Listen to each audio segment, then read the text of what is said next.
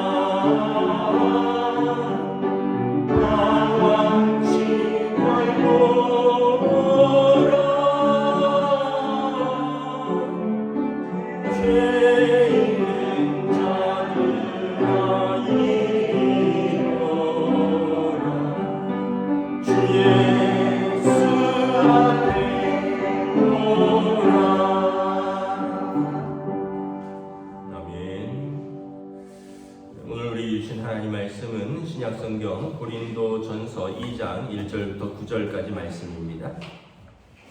고린도전서 2장 1절부터 9절까지 말씀입니다. 다 찾으신 줄 알고 저와 여러분들이 한 절씩 교도하도록 하겠습니다. 고린도전서 2장 1절부터 9절입니다. 형제들아, 내가 너희에게 나아가 하나님의 증거를 전할 때에 말과 지혜의 아름다운 것으로 아니하였나니 내가 너희 중에서 예수 그리스도와 그가 십자가에 못 박히신 것 외에는 아무것도 알지 아니하기로 작정하였습니다.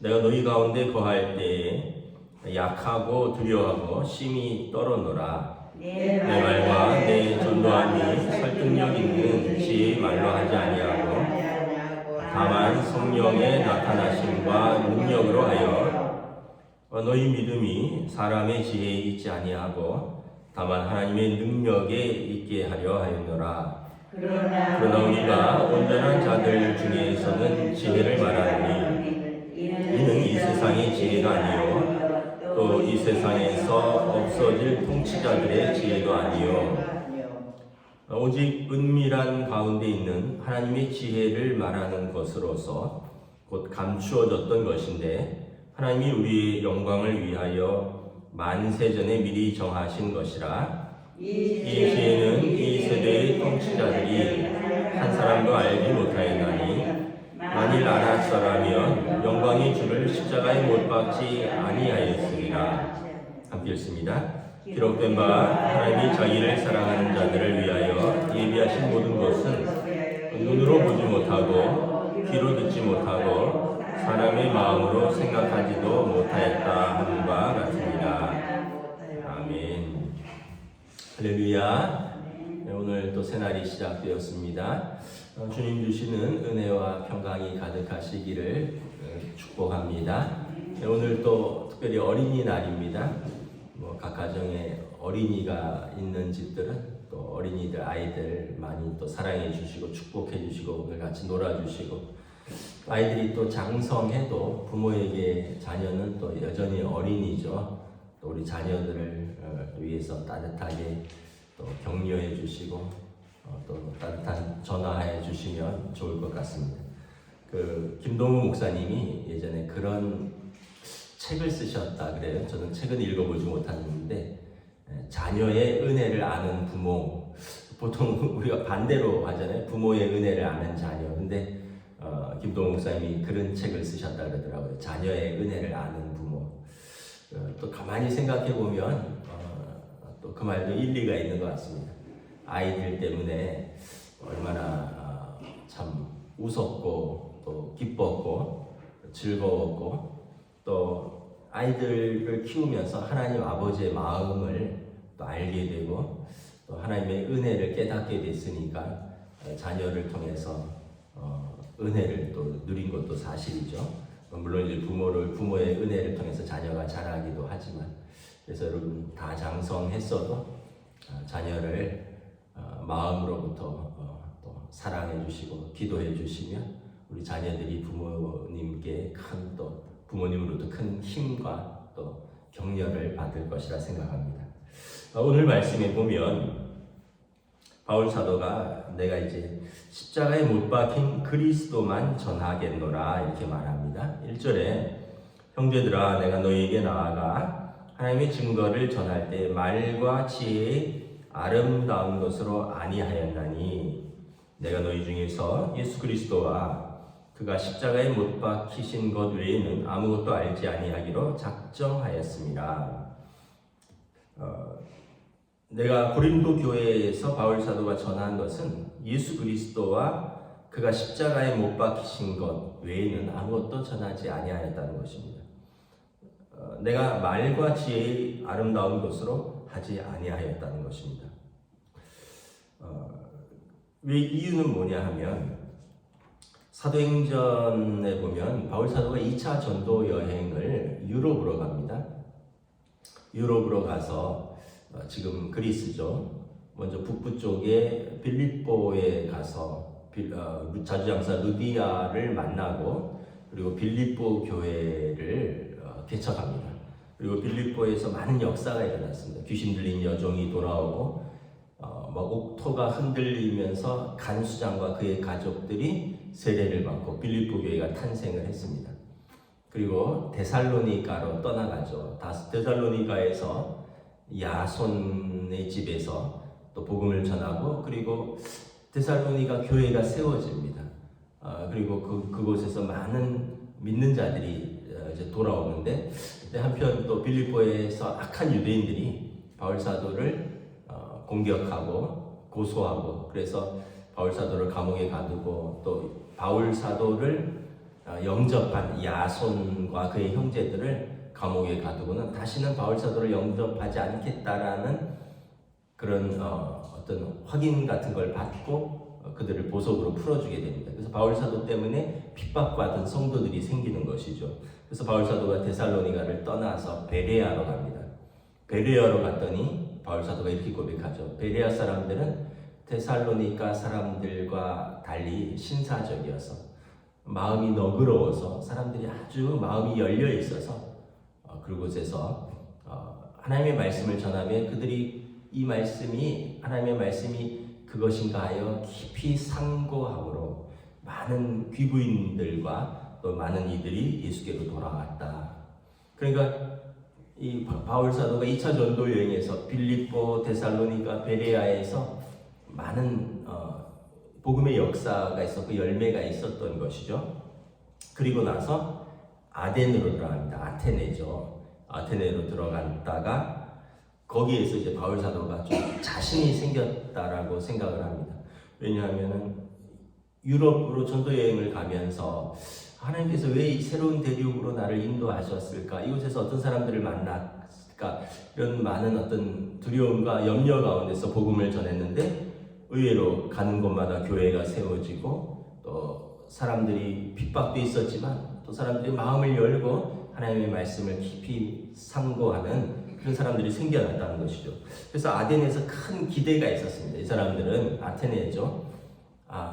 이 사람들은 똑똑한 사람들이 많은 사람들, 지적인 호기심이 많고 종교성이 많고 그만큼 많은 신들을 섬기고 신전이 있었고 많은 철학이 있고 배움이 있는 곳이니까 이곳에서 내가 큰 열매를 맺을 수 있겠다 이렇게 기대를 했던 것 같습니다. 그래서 사도행전 17장에 보면 회당에서 유대인들과 경건한 사람들과 날마다 변론했고요. 장터에서 만나는 사람들과 날마다 변론했습니다. 또 에피크로스와 스토아 철학자들도 바울과 쟁론했다라고 합니다. 그러면서 그들이 이 말쟁이가 무슨 말을 하고자 하느냐 한번 들어보자 하면서 바울의 말을 듣기도 하고 바울과 논쟁을 했다는 것입니다. 그리고 바울 사도가 아레오바고 광장에서 우리로 말하면 어떤 큰 그 서울역 광장 같은 데서 광화문 광장 같은 데서 아덴 사람들에게 여러 번 이렇게 설교도 하고 논쟁도 했습니다. 그 사도행전 17장에 보면 날마다 만나는 사람들과 변론하고 또 철학자들과 쟁론하고 그래서 이 사람들이 이 말쟁이가 무슨 말을 하고자 하느냐. 그래서 바울 사도도 누구보다도 공부를 많이 했고 누구보다도 열정이 있었고 누구보다도 똑똑하고 누구보다도 복음에 대한 확신이 있었음에도 불구하고 이 사람들하고 논쟁하는 것에 대해서 주저할 이유도 없고 또 거기에서 이길 자신도 있었고 또 설득할 자신도 있었고 그런데 정작 나중에 돌아보면 아덴에서는 별로 열매가 없었다라는 사실입니다. 그리고 나서 바울 사도가 고린도로 내려옵니다. 고린도로 내려와서 바울 사도가 깨달은 것은 내가 고린도전서 1장 17절에 그리스도께서 나를 보내심은 그래서 내가 말의 지혜로 하지 않고 그리스도의 십자가가 헛되지 않게 하려 함이라. 그러면서 이제 2장 1, 2절에 이런 고백을 하는 것입니다. 내가 너희에게 나아갈 때 하나님의 지혜, 하나님의 증거를 전할 때 말과 지혜의 아름다운 것으로 아니한다. 아덴에서 말과 아름다운 것으로 증거를 하고 그들과 날마다 논쟁하고 날마다 변론했는데 그것이 큰 열매를 맺지 못했다라는 것입니다. 그러면서 바울 사도가 깨달은 것은 내가 십자가만 증거하리라, 십자가만 자랑하리라.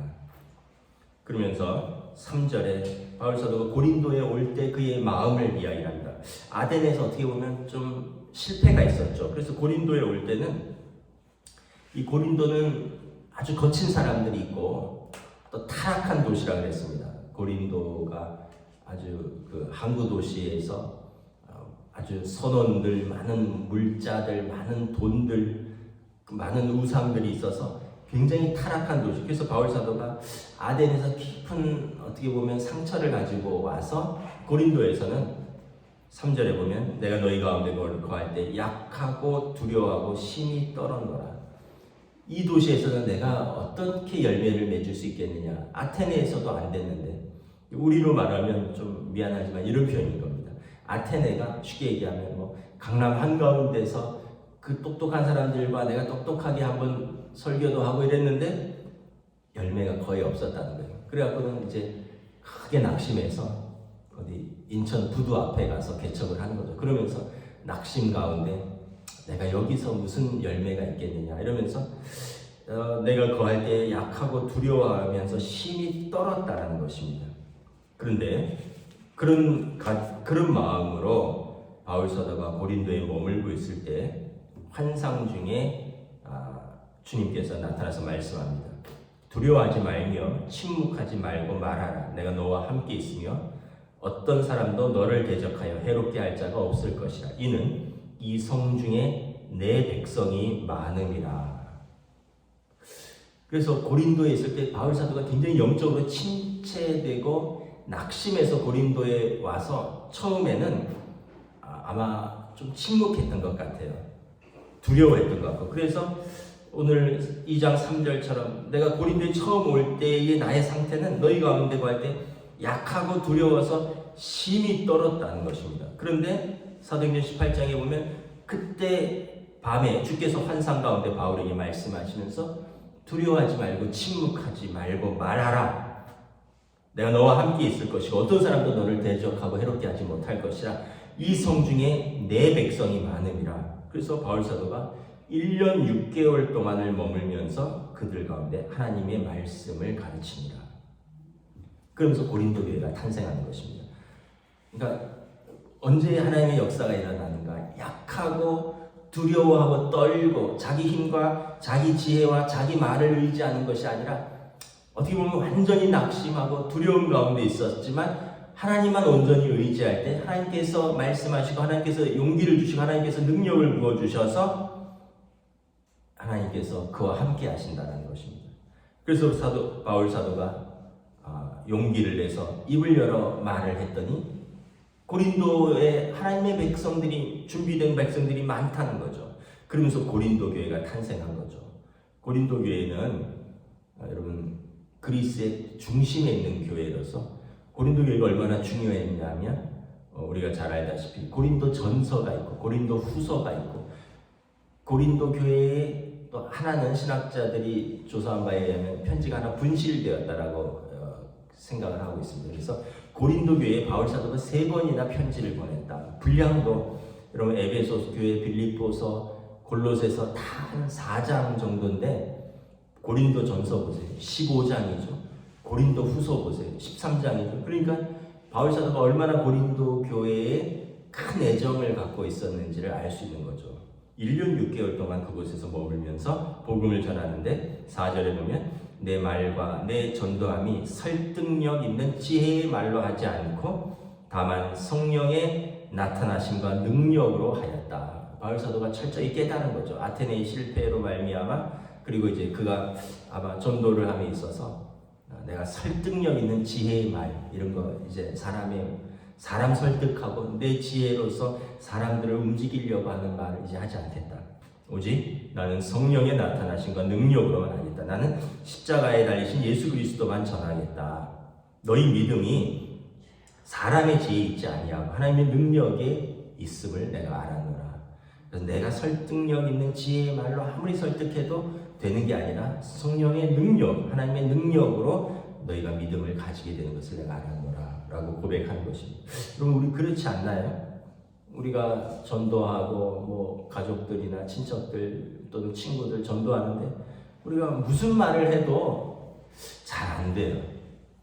뭐 밥도 사주고 뭐 좋은 얘기도 해주고 기분도 맞춰주고 뭐 살살 꼬시기도 하고 뭐 선물도 주고 뭐 안 해본 게 뭐가 있겠어요. 근데 이게 참 잘 안 돼요. 근데 또 한편으로는 그러다가 그냥 내가 뭐 기도하는 거에 더 있나 이랬는데 어느 순간 또 본인 입으로 야 내가 너 따라 교회 갈게 이렇게 또 하기도 해요. 그런 거 보면 참 신기하죠. 뭐 우리 성도들 가운데서도 제가 알기로 그런 성도들 이제 뭐 남편들도 있고 가족들도 있고 그렇게 설득하고 그렇게 애쓰고 노력해도 안 되다가 그냥 어느 순간 본인의 마음에 감동이 생기고 본인이 그냥 하나님의 능력 가운데 성령의 능력 가운데 예수 믿고 또 함께 신앙생활하는 일이 벌어지기도 한다는 것이죠. 그래서 여러분 우리가 가족들을 위해서 또 여러분들이 영혼을 품고 기도한다면 먼저는 우리가 그 사람들에게 친절하게 대해야겠죠. 우리가 일단 관계가 깨지면 아무런 말도 안 먹히니까. 그러나 기도하고 성령께서 그분의 마음을 열어주시고 움직이셔서 하나님 그를 이끌어 주셔서 기도하는 것이 제일 중요하다는 것을 다시 한번 깨닫습니다. 6절부터 이렇게 보면 하나님의 지혜는 세상의 지혜와 다르다는 것입니다. 우리가 온전한 자들 중에서는 지혜를 말하는데, 그러니까 사람들은 이제 지혜를, 헬라 사람들은 지혜, 뭐 요즘도 마찬가지로 공부 많이 하는 거, 뭐 열심히 공부하고, 뭐 장관 후보자들 보세요. 얼마나 똑똑합니까? 그런데 이 성경에서 말하는 지혜는 이런 이 세상의 지혜가 아니라는 거죠. 그런 지혜는 없어질 지혜고, 있다가도 없어질 지혜고, 또 세상의 통치자들, 이 땅을 통치하는 지혜라는 것입니다. 그런데 하나님의 지혜는 은밀한 가운데 감추어져 있는, 다시 말하면 감추어졌다는 것은 계시입니다. 하나님의 계시인데 하나님이 우리의 영광을 위하여 만세 전부터 정하신 것이다. 우리를 구원하시려고 하나님께서 만세 전부터 계획하시고 준비하신 그 지혜라는 거죠. 이 지혜는 이 세대의 통치자들이 알지 못한다는 거죠. 만약에 이 세대의 통치자들이 자기 지혜로 하나님의 지혜를 알았다면 영광의 주를 십자가에 못 박지 아니하였으리라. 다 예수님 영접하고 돌아왔겠죠. 그런데 이 세상의 지혜, 이 세상의 통치자들이 하나님의 지혜로 오신 예수님을 알지 못했고 자기 백성 가운데 빛 가운데 오신 예수님을 자기 백성이 영접지 아니하고 그를 십자가에 못 박았다는 것입니다. 그래서 9절에 기록된 바 이사야서 말씀입니다. 하나님이 자기를 사랑하는 자들을 위하여 예비하신 모든 것을 눈으로 봤는데 보지 못하고 귀로 들었는데 듣지 못했고 사람이 마음으로 깨닫지 못했다라는 것입니다. 그러나 어떻게 됐습니까? 십자가의 지혜가 유대인들에게는 거리낀 것이요 이방인들에게는 미련한 것이로되 오직 부르심을 입은 자들에게는 그리스도는 하나님의 능력이요 하나님의 지혜니라. 이게 우리의 고백인 거죠.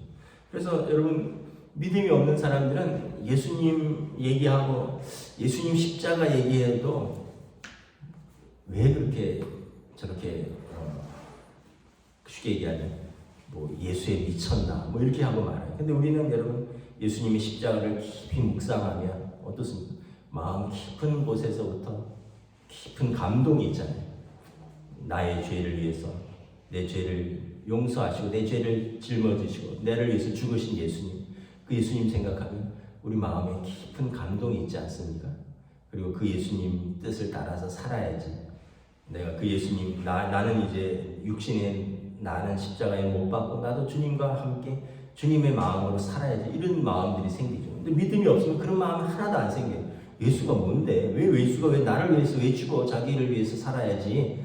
이러면서 이제 왜냐하면 이해도 안 되고 감동도 안 돼요. 왜냐하면 유대인들은 표적을 구하고 헬라인들은 지혜를 찾는데 십자가가 하늘에서 내려온 표적도 아니요. 십자가가 이 세상에서 사람들이 생각하는 지혜도 아니기 때문에 이 고통이지 이게 형벌이지 이게 어떻게 구원이고 영광이냐. 그러나 믿는 우리에게는 하나님의 능력이요 하나님의 지혜고 하나님의 구원의 능력이 되는 것입니다. 그래서 여러분 우리가 십자가 붙들고 믿음으로 승리하시기를 주님의 이름으로 축복합니다. 우리를 구원한 것은 세상 지혜도 아니고 세상 능력도 아닙니다. 예수님의 십자가입니다. 기도하겠습니다. 하나님 은혜를 감사합니다. 바울 사도께서 고린도에 와서 그가 처음에는 육신으로 약하고 두려워하고 심히 떨었노라 말씀합니다. 왜냐하면 아덴에서의 실패가 있었고 말과 아름다운 지혜로 전하였어도 큰 열매가 없었지만 그래서 고린도에 와서 낙심하고 두려워하고 심히 떨 때에 하나님께서 바울 사도를 격려하시고 일어나 입을 열어 말하라. 이 성 중에 내 백성이 많음이라. 그리고 1년 6개월 동안 입을 열어 복음을 전하고 십자가만 증거할 때 하나님의 능력이 그 거룩한 세상 도시 타락한 성에 나타나 하나님의 거룩한 교회가 세워지는 놀라운 역사가 일어나는 것을 바라봅니다. 그리고 고린도 교회에서 참으로 아볼로와 그 수많은 또 그 복음의 증인들이 일어나고 그리고 고린도 교회를 통해서 또 그 지역에서 복된 소식을 전하는 귀한 교회와 역사가 일어나는 것을 바라봅니다. 오늘 우리도 우리가 예수님의 십자가만 붙들고 예수님의 십자가만 의지할 수 있기를 원합니다. 우리가 말의 지혜 또 우리가 아름다운 것으로 복음을 전하는 것이 아니라 십자가에 달리신 예수 그리스도를 전하고 이것이 하나님의 지혜요 하나님의 능력이니 우리는 성령님만 의지하고 십자가만 전할 수 있도록 인도하여 주시옵소서. 감사를 드리오며 우리 주 예수 그리스도 이름으로 기도드리옵나이다. 아멘. 하늘에 계신 우리 아버지, 아버지의 이름을 거룩하게 하시며 아버지의 나라가 오게 하시며 아버지의 뜻이 하늘에서와 같이 땅에서도 이루어지게 하소서. 오늘 우리에게 일용할 양식을 주시고 우리가 우리에게 잘못한 사람을 용서하여 주는 것 같이 우리들을 용서하여 주시고 우리를 시험에 빠지지 않게 하시고 악에서 구하소서. 나라와 권능과 영광이 영원히 아버지의 것입니다. 아멘.